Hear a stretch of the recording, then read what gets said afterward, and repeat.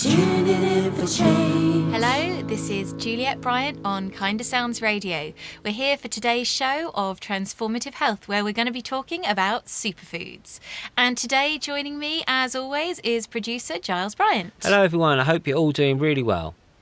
So, as I said, today we're going to talk about superfoods. Now, this is a huge subject. I wrote a book on it, in fact, called Superfoods and How to Use Them, which goes through an A to Z of the foods that I think are my top superfoods. And it talks about how to use them, why they're good for you. So it's all in one. It's like a recipe book and an information book. So we're going to be talking about a few of my favourites today. Well, and Superfoods and How to Use Them, still available, I think, from JulietteBryant.com. Just a little plug for you. Thank you very It's a much. great book. It really is. It's been out for a few years now, and I've had so many amazing comments and feedbacks from it. So I hope you do enjoy it if you purchase one.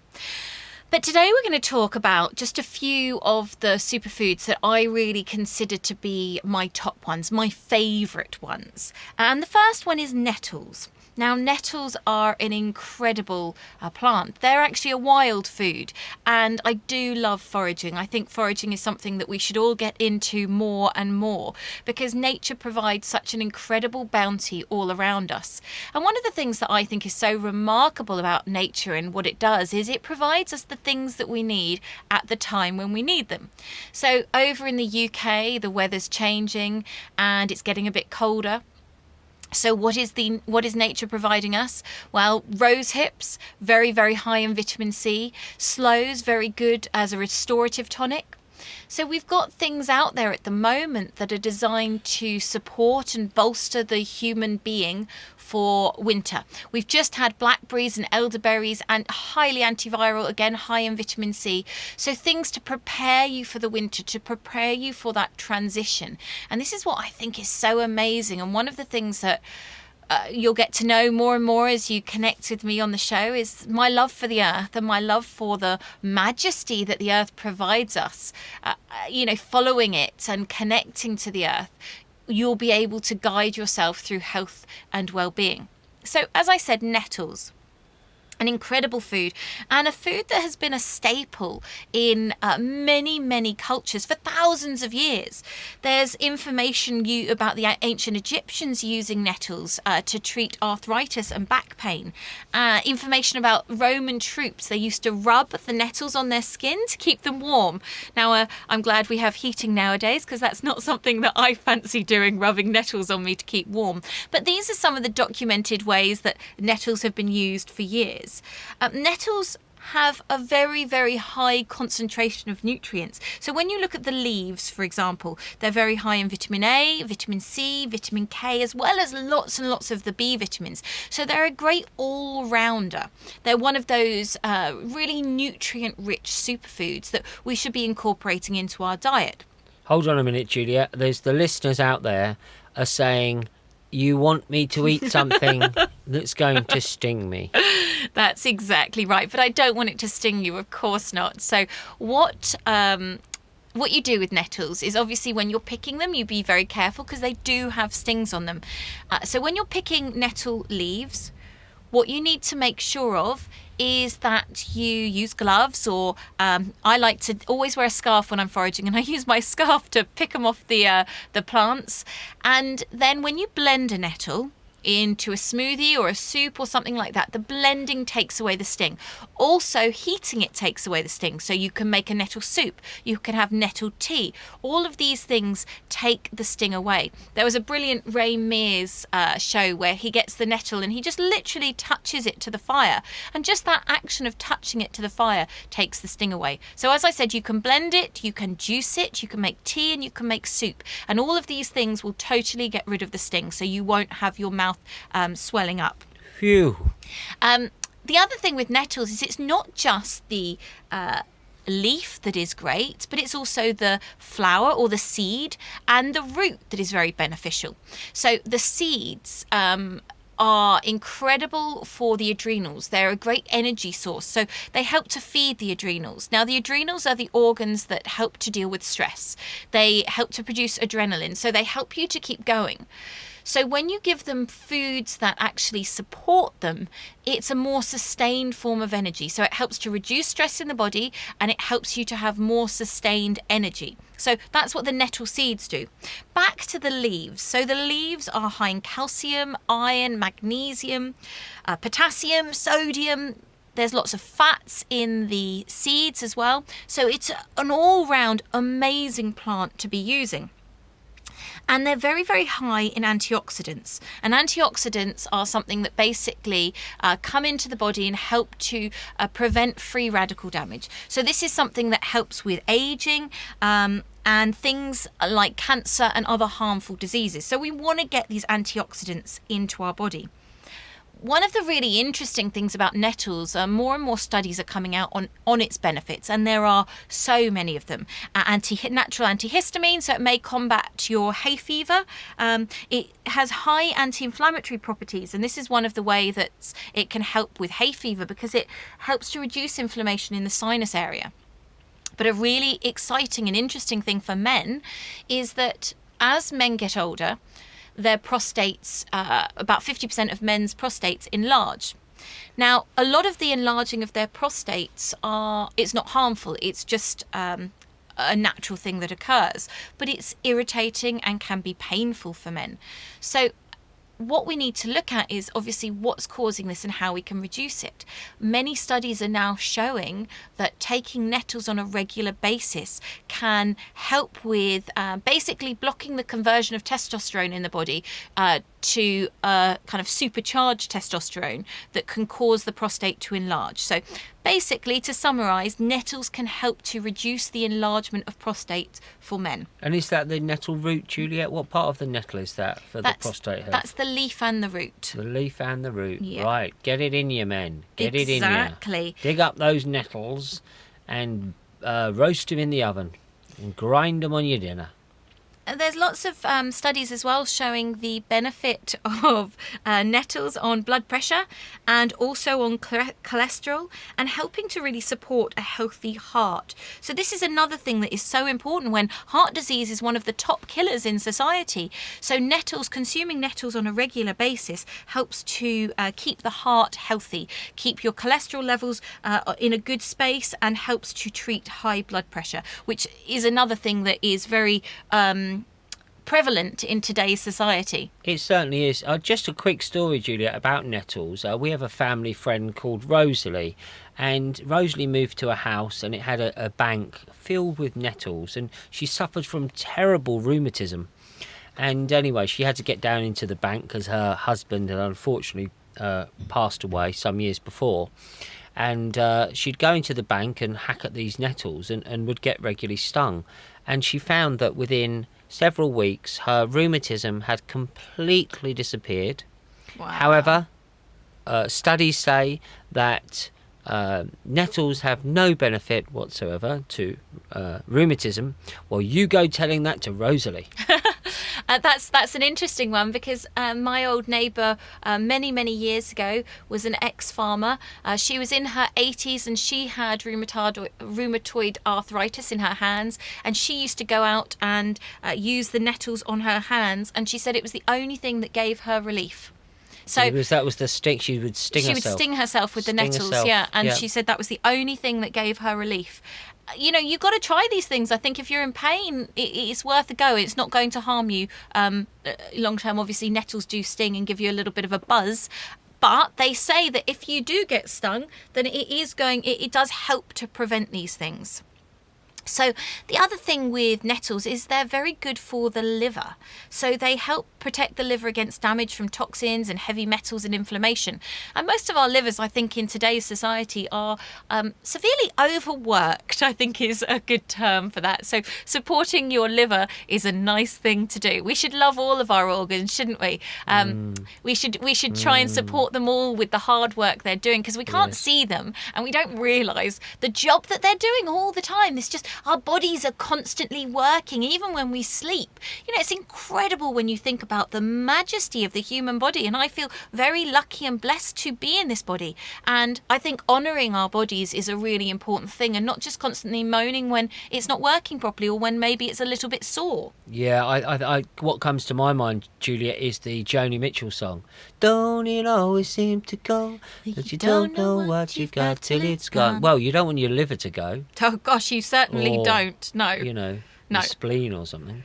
So lots of amazing properties that nettles can support with. So go out and find a patch of nettles. Obviously, when they are in the height and out in the public area where dogs can pee, make sure you give them a good rinse, or get some pots in your back garden with nettles growing. That's what we've got, some pots with nettles, so that we know we've got a nice clean harvest that we can use on a regular basis. Kindsound, tuning in for change.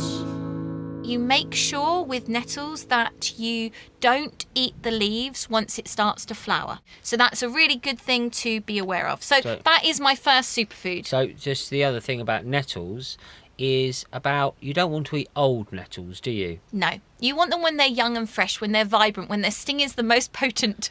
That's when the nutrients are great and really fresh. Rather than those old nettles that might be a little bit horrid. You don't want to eat them. They've got too much anti-nutrients in, don't they? So they're fresh nettles, people. Exactly. They're fresh youngsters. And when they do get older, you can eat the flowers, and the flowers, which look like seeds. They're kind of little seed pods, and that's a beautiful thing to have at that point. And one last thing about nettles, I think the Anglo-Saxons brewed a good nettle beer before the age of hops. Very nice. Nettle beer. Well, that would be good, wouldn't it? Because it would be supporting your liver as you were drinking it. So possibly.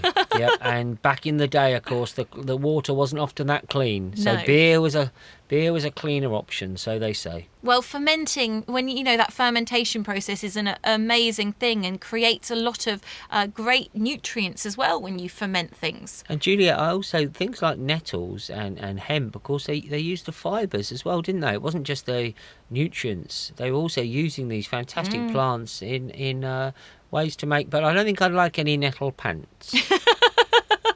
You'd want to make sure the sing was well and truly out. Yes, I would indeed. So my next plant that we're going to talk about, my next superfood, which is probably it is one of my favourites. It's my top favourite thing, is cacao. So cacao is chocolate. Cacao is actually raw chocolate, so it's before it's been roasted, and you can eat it in this form, and it is an amazing thing. Cacao has long been one of my favourite things. I don't know many women who don't love chocolate. It's such a beautiful, beautiful food to consume, and has been known as the food of love, or the food of the gods was another name of it, because of its incredible properties physically, but also energetically. Hold on, Juliette. We've got some listeners phoning in, and they're saying, "You're telling me that chocolate's good for me? I've just done a big bar of dairy milk." So, this is a really interesting point, because not all chocolate is the same.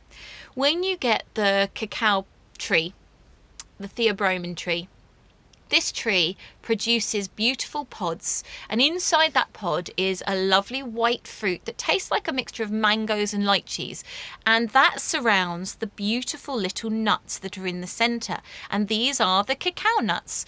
Now, these nuts, when you eat them, taste nothing like chocolate in their form straight off the tree. What happens is those nuts come out and are fermented. Now, when it's raw, the temperature's monitored so it doesn't go over 42 degrees. But what happens is normally they take those after the fermentation and then they roast them, and that becomes cocoa. But in its raw form of cacao, it contains an awful lot of incredible nutrients. In fact, there are over 360 active components within raw cacao that are beneficial to our body. One of them being magnesium. Magnesium is the most bioavailable source of magnesium on this planet, is from cacao, raw chocolate. But chocolate, the raw chocolate, has so many other benefits, which we're going to talk about in a second. But what you said, Giles, was a really good point, because people go out often and buy their dairy milk or whatever other brand, and that chocolate has been roasted, but the other things that happen to it is milk and sugar have been added. So refined sugar and then dairy. Now, these two components, when added with a chocolate, switch off a lot of the medicinal benefits. And you also then have the negative effect of A, the dairy, and B, the refined sugar in your system. So Janice, you phoned in saying about that. You put the dairy milk down, love. Just put the dairy milk down, okay? Help is at hand. You can go for a lovely raw chocolate bar. You can make them yourselves.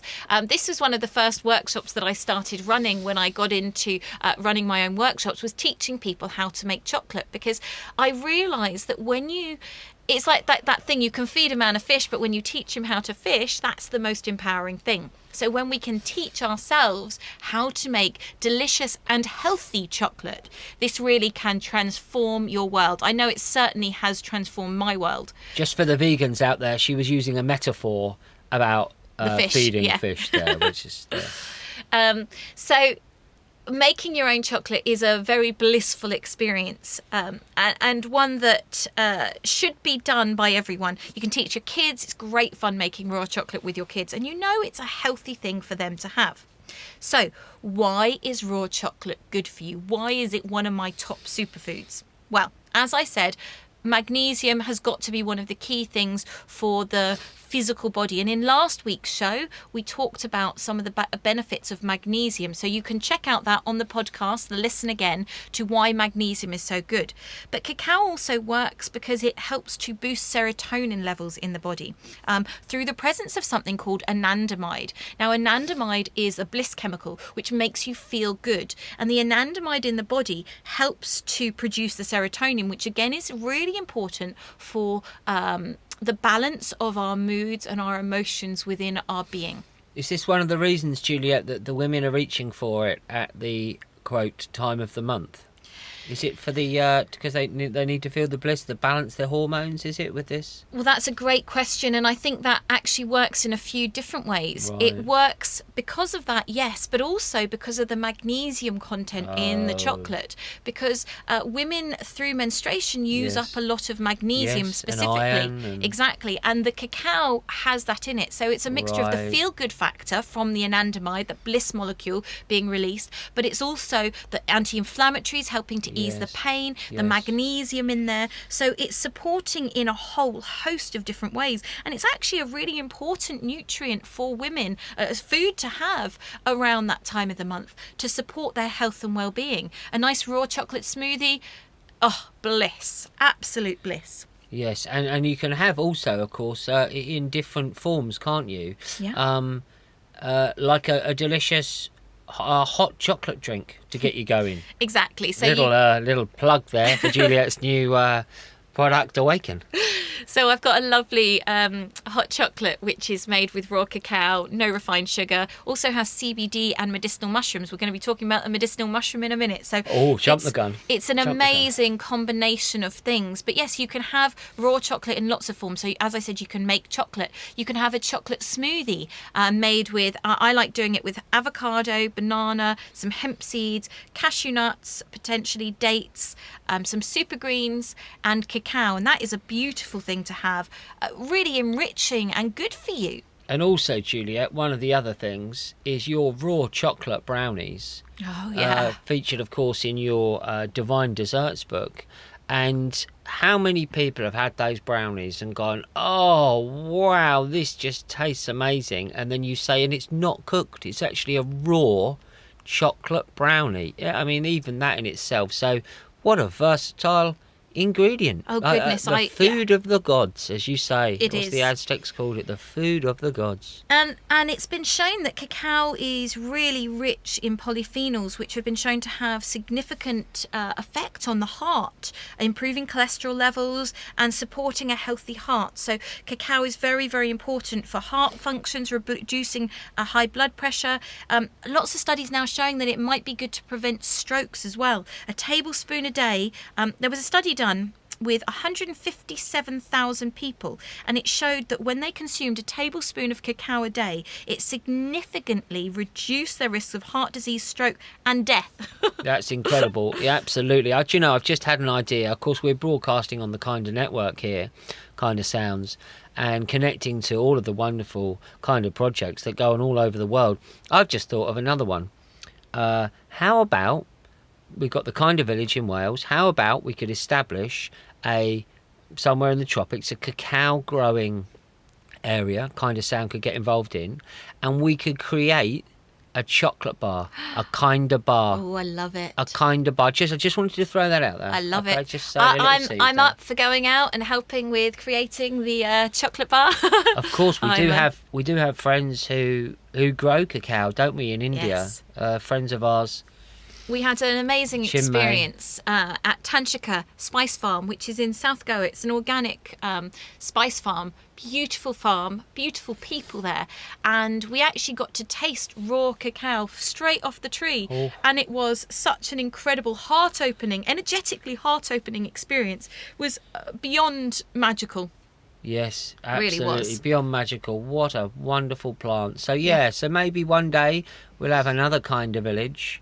Maybe in the tropics, somewhere warm. I'd like and that. Start our own cacao farm. And then we could grow avocado and vanilla and black pepper. So many incredible things that can grow in hot climates that are so important and amazing for us. Black pepper is such an incredible thing to increase nutrient activation.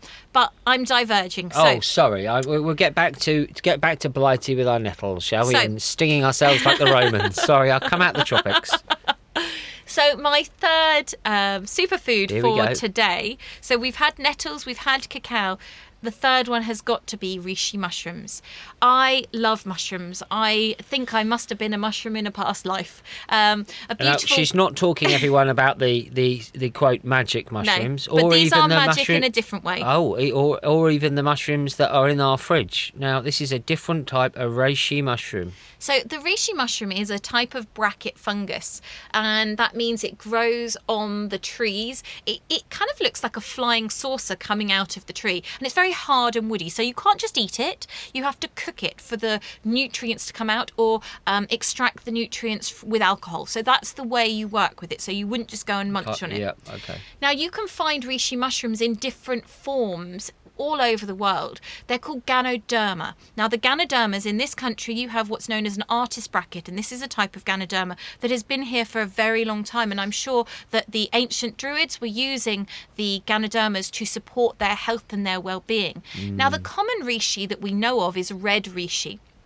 And this was from China, but it's been found in other places. When we first went to Tanchika Spice Farm many moons ago, we walked down into it, and on their front welcome desk they had a huge big reishi mushroom, and my heart just went, now they didn't know about the benefits of it. That was just a jungle mushroom to them. That's what they called it. Oh, that's just a jungle mushroom. So we can see that the mushrooms are used, the mushrooms grow all over the place. Now, reishi is very well documented, probably one of the most well documented superfoods around. It's been used for thousands of years by the Chinese emperors, and they viewed it as, on their quest for immortality, it was known as the Queen of Longevity. So it had this link to longevity and immortality because of the properties that it helped to imbue into the body. And a lot of athletes have worked with reishi mushroom, as well as others such as cordyceps and lion's mane and turkey tails. There are many medicinal mushrooms which are out there, which are powerful, incredible things. But reishi, one of the things it does is it contains immune modulating polysaccharides, and also it contains over 120 triterpenoids. So all of these different properties, what they do is they work as anti-inflammatories, as natural antihistamines, they're anti-hypertensive, they're anti-cancer. So that's what these different elements are, and how they affect our body. Now, the heart disease side of things, studies have been done showing it helps to reduce cholesterol and blood pressure, which again is a great thing. All of the things we've talked about today have really worked to support the heart. one of the things that's really being studied with reishi mushroom at the moment, and Paul Stamens is a microbiologist in America, is doing a lot of work with this, is its links to its anti-cancer properties. The beta-glucans in the reishi and also the chaga mushroom and other mushrooms have been shown to be highly anti-cancerous and have been used in supporting traditional treatments such as chemo and radiotherapy and things like that. So it's worked in conjunction with that, and also worked separately in studies to show that it's been shown in studies to actually kill cancer cells. So this is an incredible thing, which more research is going into. That's what we need, more research. But we have thousands of years of anecdotal evidence with this plant, with this superfood, which is incredible. And now, Julia, I think you said about the research there, I think the Japanese have done a lot of research, haven't they, for decades on these medicinal mushrooms. So if you do want to find out more about it, you could probably spend a few years reading the literature. Definitely. One of the things that I really got into reishi mushroom for was its autoimmune conditions. Now, my mother had multiple sclerosis and unfortunately is no longer with us. But I've worked with many people with reishi mushroom very, very successfully because it's an immune modulator. So that means it regulates the immune system. So people with autoimmune conditions can't have things that are going to ramp up their immune systems. But the reishi comes in and helps to create a stasis, helps to create a balance, which is so important when you've got conditions where the body is attacking itself. So really key for that. It's been used for psoriasis, colitis, arthritis, and also to help the body relax. One of its other names is the spirit mushroom, because it really helps the body to just relax and calm. And another one of its names is the magic mushroom of the bedroom.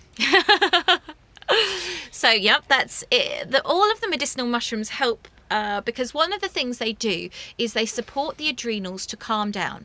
They support the adrenals to just take a break. So that again, they're working to reduce the stress in the body and really just calm the being down, which is so key.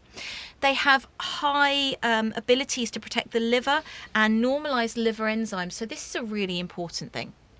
Fascinating stuff, Juliette. And this is all from a mushroom. So what's your favourite way to consume the reishi mushroom? So I use the reishi mushroom in a lot of my products. I put it in pretty much everything because I think it is such a fundamental, important thing for us to consume on a regular basis to support our health and our well-being, to reduce stress, to reduce cortisol in our being. So I have it in my CBD hot chocolate mix. I have it in my super green mix. I have it in my new awaken drink mix. So it's in loads of the stuff that I make. And I put the medicinal mushrooms in my smoothie every morning, in everyone's smoothie. And then I'll drink it through the day in either my longevity drink that I've made or in my CBD hot chocolate or my awaken drink. So I have it as a hot drink and I also have it cold in smoothies. I do make tinctures with them as well, which I consume on a regular basis. So you can have it in all these different ways, and it really is a lovely addition. So one question I've got here, Juliette, is would you have something like the reishi mushroom? Would you take it every day for the rest of your life? Would you have nettles every day for the rest of your life? Would you have cacao every day? Is it something you always have, or is it that you'd have for a bit and a break, or how do you advise people on that? So I think with anything, it's important to listen to your body more than anything.